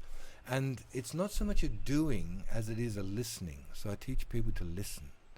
And listening is different from hearing, because we're hearing lots of things all the time, but we're not actively listening. Listening is hearing plus awareness. Mm-hmm. It's bringing awareness to hearing is what listening is. So I teach people to listen. And when you listen and you start making these sounds, whether it might be in the bathroom, in the car, by yourself, generally it's by yourself, so you don't have to worry about being embarrassed in front of people or whatever, but you can just start to listen. And I teach people to listen in between that area between the vowel sounds, like we're going between E and oo, there is a grey area where it's becoming not E and it's not oo, but it's shifting, and that's the ground where you start listening for these harmonics, which stem from the fundamental tone that you're holding. Mm-hmm. And then once you start listening for those, the more you notice them, the more they appear. So if I teach too much technique, people get hung up on the technique and they start thinking about, am I doing it right? Is this right? Is that wrong? So it doesn't happen. But if you just teach people to be innocent, just to breathe deeply and start playing like a child might play with vowel sounds and the transitions between those vowel sounds, and particularly if you're in a resonant room, you'll start to listen and hear these sounds. And the more you listen to them, the more they appear. It's a magic. And until you can just start to listen them and hear them so much that they become cascading tones, laced in and through the fundamental tone. And so it's really a knack. It's like riding a push bike. Like before you ride it, you think, how can you ever stay up on those two wheels? God, without falling off. You must feel really, But then once you do learn how to ride, you think, how can I fall off? It's like that, because once you have the knack of it, you got the knack. But it's not so much a learning as discovering the knack. So that's why I don't teach too much technique, because people get hung up on technique. They go into their head, they start thinking about technique. But if you just explore your innocence and you start playing with sound and you start listening, that's when the magic happens. And that's the best way to learn these sounds. I never had a teacher. I came across a guy called David Hikes, who you may have heard of, the David Hikes Harmonic Orchestra from New York. Amazing work that they've done. And once this girlfriend of mine, she said, I've got these tickets to this harmonic orchestra at St. Andrew's Church in Sydney. I thought, oh shit, it immediately sounded like something Christian religious. I said, no, not my cup of tea. She said, no, I've spent all this money on the ticket. You've got to come. So just to please her, I did. But when I walked into St. Andrew's Hall, it was just full of what looked like very cool people. And, and then I sat down, and then on stage walked these 4 people, no instruments, just themselves. And they started to proceed to make these sounds that just blew my mind and just like transported me to other realms. And in fact, after the whole performance, I'd been so deeply involved and affected, I must have gone to the tetany. Do you know what tetany is? No. It's when you're doing rebirthing. Have you ever done rebirthing or a lot of hyperventilation? And your fingers all tense up and you can't, you get all kind of locked up. It's because I'd been breathing so deeply I didn't realize it. And the way to the antidote to that is to breathe into a paper bag and get more carbon dioxide into your system because you've just hyperventilated yourself. And then the next day I heard that he was giving a lecture, the head guy, David Hikes, at the library. So I went along and sure enough, he was talking about these harmonics. He gave me like lessons for about 2 or 3 hours. And that was it. That's the only lessons I've ever had. And after that, I found this deep underground tank in the backyard of where I lived in Byron Bay, and just put my head in there every day and get a great reverb, great echo chamber. Yes. And after an hour or two of every day, I just explore these sounds. And gradually, by listening, all these sounds came. And they just started appearing. And it was like, then I had all past life kind of memories of doing it in the past. And it was a rediscovery of it, really. But it's so powerful to work shamanically with these sounds because they bring energy into harmony and into integrity. It can also be used to create dissonance in the energy field if you need to extract. Yeah, like you can get a sound. I'll use my crystal singing bowls. Yeah. You might have a note, and then I just microtone with my voice and the harmonic slightly above, and you get this beating of the sound, and that goes straight into where, and you can direct that with your awareness into wherever it is that you want to shift a blockage in someone's energy field, for example. This is so perfect you've mentioned that, because recently I've had a, download or whatever of light language come through and singing. And I've been doing energy work with people, and they've been showing me to go and sing into people. Absolutely. Wow. Beautiful. See, we're all opening up to these modalities now. They're just coming down. It's just a happening thing. It's great. And it's just the intention or the willingness to allow those things to come through. That's the most important thing. That's why I don't put so much emphasis upon technique. Yeah. Like you're starting to do it with light language. Beautiful. I do it too. I love playing like with light language and just opening my consciousness to, I don't know what it is that's going to come out of my mouth the next moment. Yes. And allow it and just play and surf those frequencies. And the most extraordinary things come out. So, again, it's just being totally open and vulnerable to this moment. To not have any strategy or idea or preconceived notion of what's going to come out of your mouth. Do you know much about light language? Have you understood much of it? I don't go into, look, I've done studies on it, but these days I don't place much store in knowing or thinking. I go for the moment. Okay. And I go for the experience, and I go for experimentation.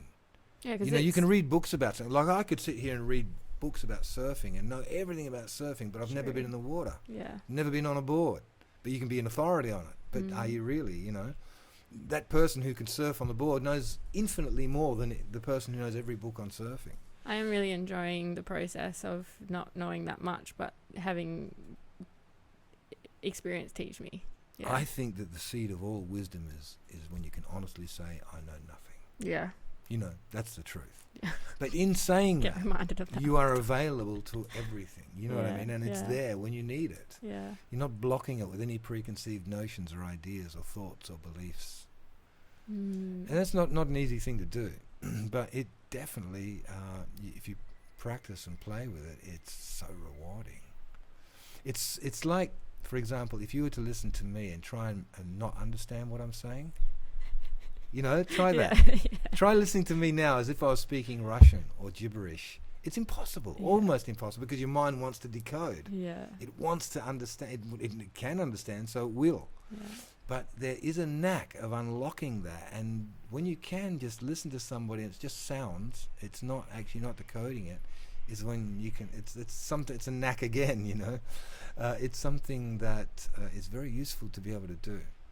So when I say that I don't think too much about it these days, yes, I have read all the books, but I don't place much store in that. I place much more store in the experience of doing, of being, of about harmonics, for example, of just singing. And I learn so much more and I understand so much more in the singing than I do in reading. And yet, having said that, so much understanding has been useful, especially while I was in the process of learning a lot of stuff around it. It was very useful.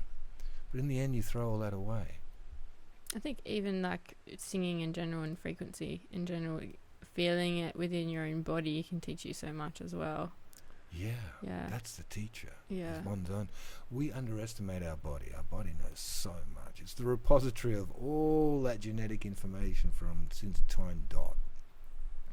We have it there in our DNA, in our awareness, but we're so locked into our head and into borrowed information from other people and books and other authorities outside of oneself that we actually block, or we don't place our awareness on our own innate knowing.